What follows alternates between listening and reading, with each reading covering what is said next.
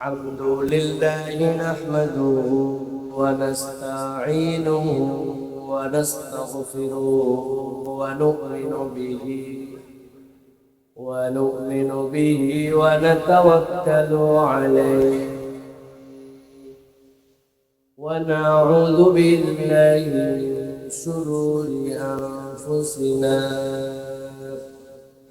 ومن سيئات أعمالنا من يهد الله فلا مضل له ومن يضلل فلا هادي له وأشهد أن لا إله إلا الله وحده لا شريك له وأشهد أن سيدنا وحبيبنا وطبيب قلوبنا محمد الذي أرسله بالحق بشيرا ونذيرا وداعيا إلى الله بإذنه وسراجا فقد قال الله سبحانه وتعالى في كلامه المجيد وفي فرقان الحميد أعوذ بالله من الشيطان الرجيم بسم الله الرحمن الرحيم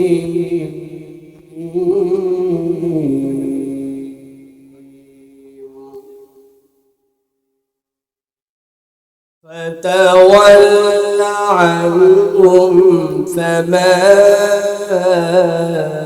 أنت بملوم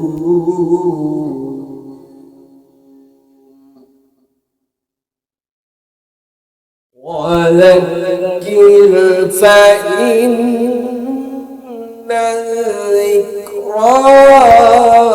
تنفع المؤمنين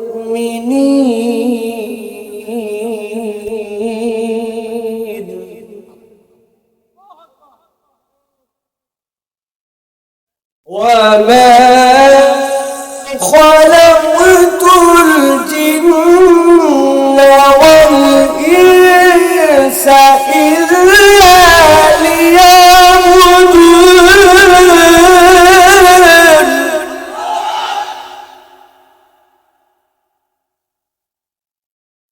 ما أريد منهم من رزق وما أريد أن يطعمون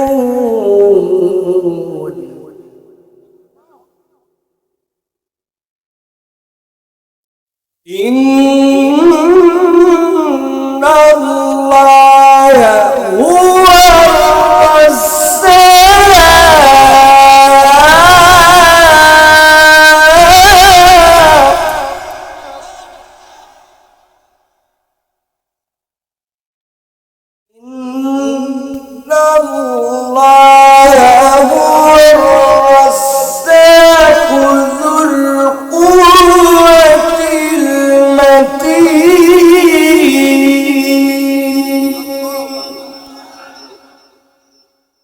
وقال الله سبحانه وتعالى إن الله وملائكته يصلون على النبي يا أيها الذين آمنوا صلوا عليه وسلموا تسليما اللهم صل على محمد وعلى آل محمد كما صليت على إبراهيم وعلى آل إبراهيم إنك حميد مجيد اللهم بارك على محمد وعلى آل محمد كما باركت على إبراهيم وعلى آل إبراهيم إنك حميد مجيد الحمد لله আল্লাহ রাব্বুল আলামিনের কাছে শুকরগুজার হচ্ছি যে আল্লাহ রাব্বুল আলামিন আজকে চণ্ডীদাসগাতি, শিয়ালকোল, সিরাজগঞ্জের বিভিন্ন পর্যায়ের আমার দিন দরদি মুহিব্বিন ভাইরা, পর্দার আড়ালের মা এবং বোনেরা সকলকে একবার সালাম দিয়েছি। আরো একবার আপনাদের কাছে দোয়া চাওয়া এবং করার আশায় সালাম নিবেদন করি। আসসালামু আলাইকুম ওয়া রাহমাতুল্লাহ। আপনারা ভালো আছেন ভাই? শরীর স্বাস্থ্য মন মেজাজ ভালো আছে আপনাদের? পেট ভরা আছে তো?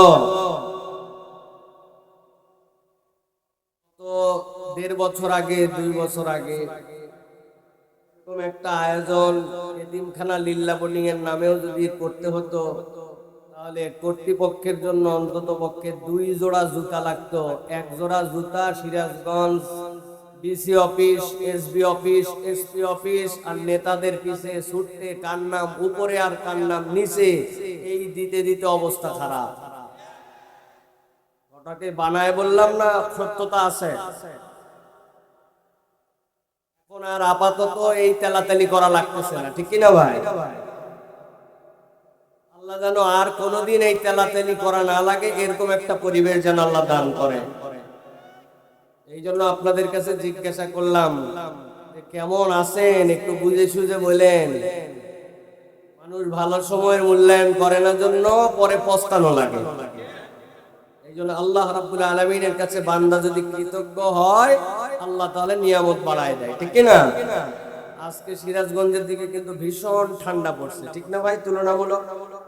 কিন্তু এই ঠান্ডাকে উপেক্ষা করে মাঠের মধ্যে, ঘাসের মধ্যে যারা বসে পড়লো, এই মানুষগুলা সহজ, স্বাভাবিক, সস্তা অথবা অকারণে আসা মানুষ নয়। এই মানুষগুলার আল্লাহ রাব্বুল আলামিনের কাছে আলাদা একটা দাম আছে, আছে না ভাই?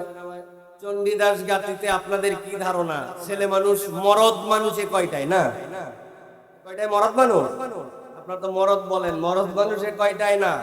কিন্তু সব মানুষ এখানে আসতে পারে নাই, কথা ঠিক কিনা ভাই?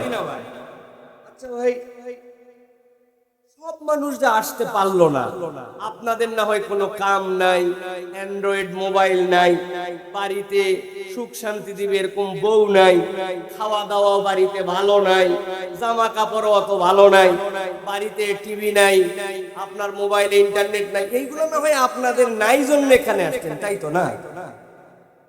এই জন্য আসছেন। তাহলে আমারও যা আছে তারও তাই আছে, আমারও যে অবস্থান কাছাকাছি তারও অবস্থান। আমি আসতে পারলাম আর এবারটা আসতে পারলো না। কোনদিন ভাইবে দেখছেন কারণটা কি? ভাবছেন কোনদিন ভাই? আল্লাহ রাব্বুল আলামিন বলছেন, তোমাদের ব্যাখ্যায় নয়, রব্বুল আলামিন নিজে ব্যাখ্যা দিচ্ছেন কারা কোরআনের সাথে সম্পৃক্ত হতে পারে আর কারা পারে না। কারণটা কি আমি রব্বুল আমিন তোমাদের জন্য বলে দিলাম। কেউ একজন তোমার কাছে এসে বলতেছে, এই দেখেন, এই দেখেন ভাই, এইটা হচ্ছে একটা নারিকেল গাছ। আপনি গাছের দিকে তাকায় দেখেন, গাছটা এরকম চিকন, লম্বা হয়ে গেছে, ছোট্ট ছোট্ট এত বড় বড় ফল ধরে আছে। আপনি বললেন, দুরুমিয়া এইটা কি জন্য নারকেল গাছ হবে? বলছে, আপনি জানেন না নারকেল গাছ প্রথমে ছোট ছোট ফল দেয়, আস্তে আস্তে এটা বড় হবে। কিন্তু ওই লোক তাকায় দেখে ওর পাতার সাথে নারকেলের পাতার মিল নাই, ওর ফলের সাথে নারকেলের ফলের মিল নাই। ওর এক ঝোপার মধ্যে 100টার উপরে ছোট ছোট ফল ধরছে, কিন্তু দেখতে নারকেল নারকেলই লাগে। ওই বলছে, ব্যাককল কোথাকার, এটা সুপারি গাছ। বলছে, তুই বললেই হবে না, এটাই নারকেল গাছ। মানবেন তো আপনি না মানবেন? আমার আল্লাহ বলতেছেন, নবী বলে দেন, ইন্নামাল মুমিনুনা আল্লাযীনা ইযা যুকিরাল্লাহু ওয়াজিলাত কুলুবুহুম ওয়া ইযা তুলিয়াত আলাইহিম আয়াতুহু যাদাতুহুম ঈমানা।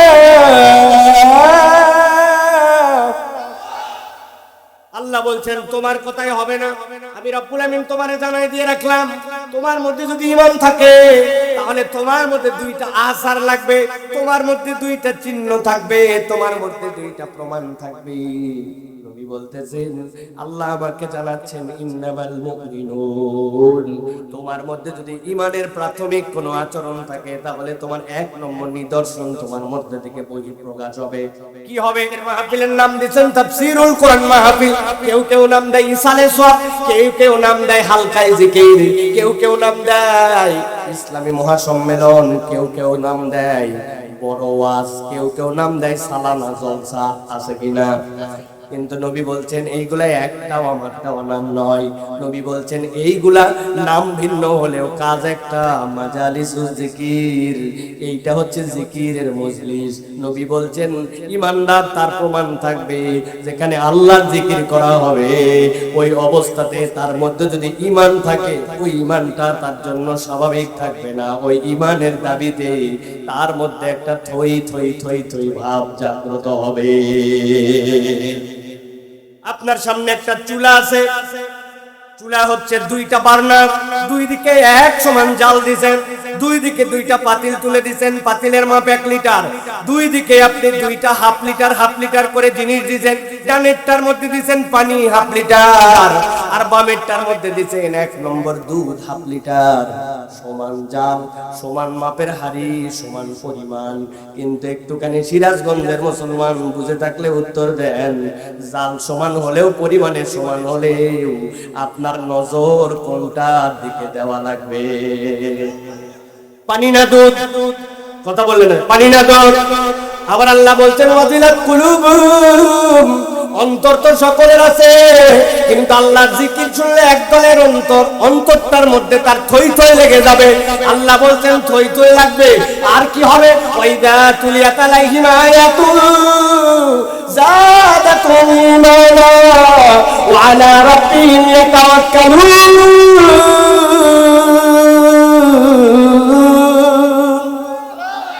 আল্লাহ বলছেন তার ঈমানটা বৃদ্ধি পেতে শুরু করবে। আল্লাহর নবী বলতেছেন দুনিয়ার মানুষ আহলে সুন্নাত ওয়াল জামাতের আকীদা জেনে রাখো, আল ঈমানু ইয়াজিদু ওয়া ইয়ানকুসু, ঈমান সকলের সাথে থাকলে এটা বৃদ্ধি পায়, এটা কম হয়। যখন কোন বান্দার সামনে কোরআনের আলোচনা হবে ওই বান্দার ঈমান বৃদ্ধি পেয়ে যাবে। কতদূর পর্যন্ত বাড়বে? আমার নবী বলছেন ওয়ালা রাব্বিহিম ইয়াতাওয়াক্কালুন, ওই বান্দা আল্লাহ ছাড়া আর কারো প্রতি ভরসা করবে না, তার ঈমান এত দূর বেড়ে যাবে। এখন বুঝে থাকলে বলেন, যে আসতে পারলো না আর যে আসতে পারলো, এই দুই দল কি এক? দুই দল এক? বলবেন হুজুর আপনি দল আবার কোত্থেকে পাকালেন? হুজুরদের কাজে হচ্ছে দল পাকানো নাকি? হ্যাঁ, যত দোষ সবাই করে কিন্তু গন্ধ হুজুরের, ঠিক কিনা? তার অবশ্য একটা কারণ আছে, এটা খারাপ কিছু না। আপনি যদি সাদা ধবধবা একটা জামা পরে ঘোরাফেরা করেন, গলা নিজের চামড়ার সাথে কলার ঘষা লাগলে ওই জায়গায় দাগ হয়, দেখা যায়। আর এই বেটা যদি কালো জামা পরে কুত্তার গু লাগলেও তো দাগ হয় না। হুজুরদেরটা তো সাদা জামা, একটু দাগ তো দেখতেই পাবেন, কিন্তু কারো কারো যে কালো, ওর সাথে যে কুত্তার গু লেগে গেছে তারপরেও খবর হয় না। এই জন্য এই কথা বললে আমরা মাইন্ড করি না, আপনারাও যেন মাইন্ড করেন না, ঠিক না? কোথা থেকে দল বানালেন?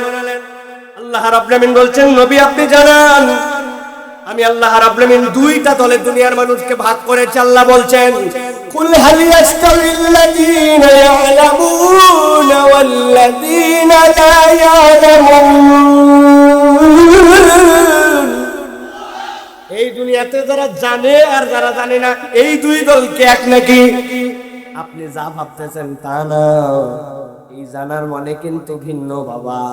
দুনিয়াতে এরকমও বিজ্ঞানী আছে, মেশিন দিয়ে পরীক্ষা করা লাগে না, অভিজ্ঞতার দাম এমন, মেরিন ইঞ্জিনিয়ার, ওকে লাখ লাখ টাকা দিয়ে জাহাজের মধ্যে বসে, একটা জাহাজের দাম হাজার হাজার কোটি টাকা। ওই জাহাজের মধ্যে তাকে রাখা হয়, প্রত্যেকদিন ইঞ্জিনের কাছে যায়, কান এরকম করে পাইতে দেয়, খানিকক্ষণ শুধু শুনে, শোনার পরে বলে আজকের জন্য ইঞ্জিন ঠিক আছে। আর যদি ইঞ্জিনের শব্দ একটু কম বেশি হয়ে যায়, ওই শব্দ দিয়ে সে মাথার মধ্যে ধরে ফেলতে পারে, তাহলে এইটা একটা বিদ্যা কিনা? বিদ্যা তো না। এরকম ডাক্তার আছে যেই ডাক্তার ক্যান্সারের ট্রিটমেন্ট করে, এরকম লোক আছে যেই লোকের নানান ধরনের জ্ঞান গরিম আল্লাহ রাব্বুল আলামিন দিয়ে রেখেছেন তাকে, কিন্তু আল্লাহ বলছেন এই পিএইচডি ডিগ্রি, এই দুনিয়ার ডিগ্রি, এই জ্ঞান অর্জন করা, এইটার দ্বারা আমি রাব্বুল আলামিন জানার না জানা বুঝাই নাই। আল্লাহ বুঝাতে চান দুনিয়াতে জানা পাটিল লোক হচ্ছে সে, দুনিয়াতে যার বাড়ি হয়তো কম, গাড়ি হয়তো কম, ইজ্জত হয়তো কম, দুনিয়ার মানুষ তারে দাম দেয় না, জেল জুলুম অত্যাচার তার প্রতি ইচ্ছা মতো করতে পারে, মিথ্যা মামলা দিয়ে 5-7 বছর বাড়ির থেকে দাবরানি দিতে পারে, এত কিছু তার জীবনে, কিন্তু তার সাথে শুধু 2টা নিয়ামত আছে, ঈমান আছে আর আল্লাহর রাসূল আছে। দুনিয়ার কিছু না থাকলেও যদি ঈমান থাকে, আল্লাহ বলছেন ওইটা জানা পাটিল লোক। আরেক দল সব আছে কিন্তু ঈমান নাই, ওইটা হচ্ছে অজানা পাটি। আল্লাহ বলছেন যে আল্লাহকে চিনে আর যে আল্লাহকে চিনে না, এই 2 দলকে এক হতে পারে নাকি?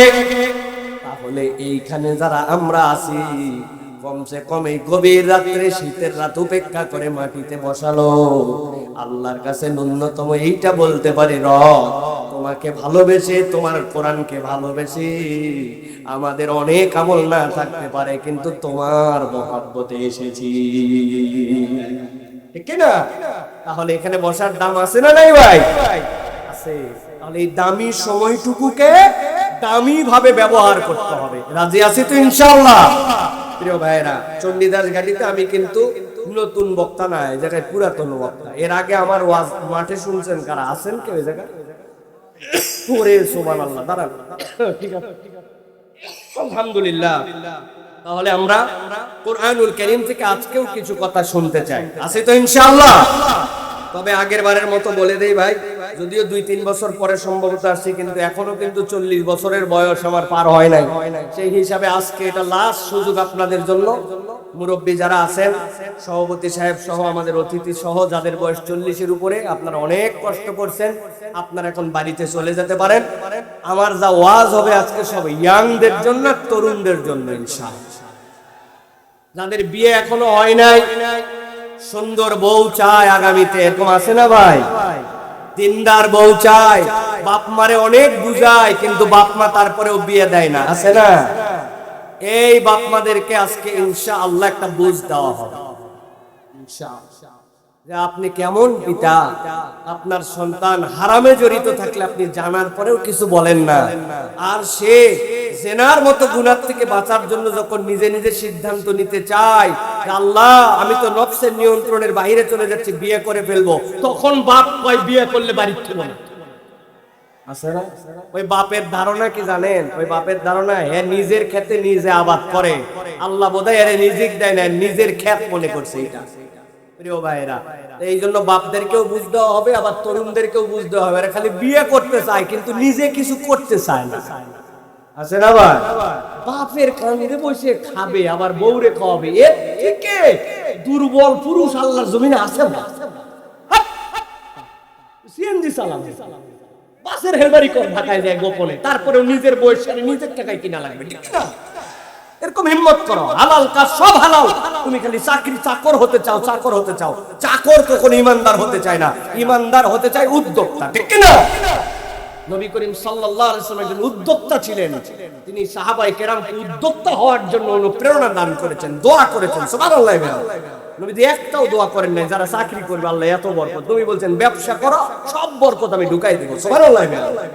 আমি এরকম লোক চিনি জানেন, মুড়ি বেচে না, মুড়ি, হ্যাঁ, রফিক নামে আমার এক ভাই ছিল, 5-6 পারা কোরআনের হাফেজ, দাঁড়াইতে হচ্ছে সাভার স্ট্যান্ডের সামনে, ওই স্ট্যান্ডের সামনে সে, আমি জিজ্ঞাসা করলাম আপনি যখন দাঁড়ায় থাকেন মুখ দিয়ে কি পড়েন ভাই? কয় হুজুর আপনার কাছে বললে তো লজ্জা নাই, আমার 2-3 পারা হেফজ ছিল, এই হেফজটা একটু আওড়ায়। আমি চিন্তা করলাম আরে সুবহানাল্লাহ, 2-3 পারার হাফেজ তো বিভিন্ন জায়গায় মসজিদের খাদেম হয়ে যেতে পারে, মুয়াজ্জিন হয়ে যেতে পারে, ঠিক কি না? বললাম ভাই আপনি এ কামে কেন? হুজুর আমি প্রথমে গার্মেন্টসে চাকরি করতাম, আমার বেতন 9,000 টাকা ছিল, ঢোকার সময় আছে হুজুর, বাইরে হওয়ার কোনো সময় নেই, বেতন দেয় ঠিকই ফেব্রুয়ারি মাসে হুজুর, কিন্তু এই বেতন কত নভেম্বরে, এই সকল চালাকি করে আমাদের সাথে 9,000 টাকা বেতন দেয়, ওভার টাইমের শেষ নাই। পরে চিন্তা করলাম স্বাধীন ব্যবসা করব, 2,000 টাকাতে জিনিসপত্র কিনে বউয়ের সাথে পরামর্শ করে মশলা টসলা নিয়ে মুড়ির ব্যবসা হুজুর আমার আল্লাহ দিলে প্রত্যেকদিন 200 প্যাকেট বিক্রি করি। 10 টাকা শুরু, 20 টাকাও কেউ খায়। তো 10 টাকা করে 200 প্যাকেট বিক্রি হলে মাত্র 200 টাকা বিক্রি হয়, তাই তো না? কত যোগ দেন না একটু? 2,000 টাকা করে হলে 30 দিনে কত হয়? হ্যাঁ, তাই বুঝুন মাত্র 60,000, কোন মাসে আল্লাহ দিলে 80-90,000 হয়। যখন মন চাই গেলাম, যখন মন চাই গেলাম না। আমি আপনার সবাইকে মুড়িয়ালা হতে বলতেছি না, কিন্তু মুড়িয়ালা 90,000 টাকা বেচলে 45,000 টাকা লাভ হয়। ওইটাকে বেইজ্জতির কাজ মনে করে নাই, হালাল পেশাকে ইজ্জতওয়ালা মনে করছে, আল্লাহ বরকত দিয়ে দিয়েছে, ঠিক না? আর তুমি খালি আসো বাপের কান্দে, কবে বিয়ে দিবে, কবে আমারে চাকরি দিবে, কি রে ভাই? কাজ শুরু করতে হবে। রাজি তো ইনশাআল্লাহ? আল্লাহ আমাদেরকে কবুল করুক, আল্লাহ আমাদের আশা ভরসাকে